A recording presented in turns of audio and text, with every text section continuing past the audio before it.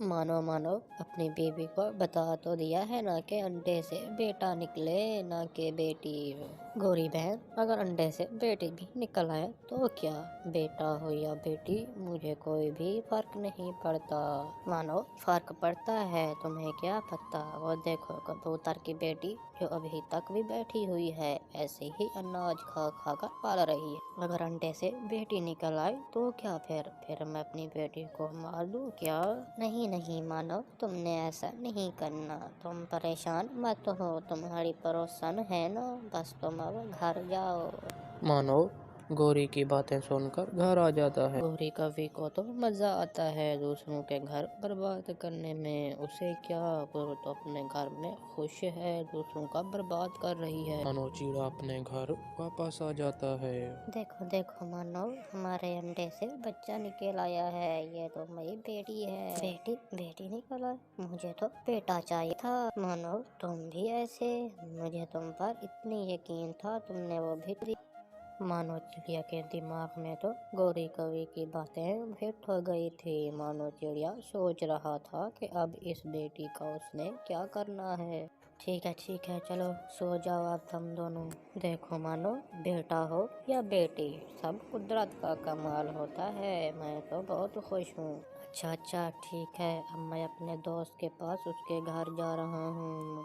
पूरा दिन ऐसे गुजर जाता है। मानो चिड़िया गौरी कवि के पास जाता है। गौरी गौरी, मेरी बेबी ने अंडे से बेटी दी है, अब बताओ मुझे इसका क्या करना होगा। मानो मैं तो कहती हूँ तुम उसे ले जाओ और जंगल से कहीं दूर नदी में फेंक कर आ जाओ। गौरी, बात तो तुम्हारी ये भी ठीक है। मानो बेटियों का बहुत खर्चा होता है, उसे पूरी जिंदगी बैठकर भोजन खिलाओ, फिर उनकी शादी करो और जहेज भी दो। मानो चिड़िया सोच में मसरूफ हो जाता है। वो फिर वहाँ से वापस अपने घर चला आता है। गुड़िया की मम्मा, मैं ना जंगल से कहीं दूर काम के सिलसिले में जा रहा हूँ, मेरी बेटी को तैयार करो, मैं साथ ले जाता हूँ। मुझे पता था कि आप ऐसे हो भी नहीं सकते।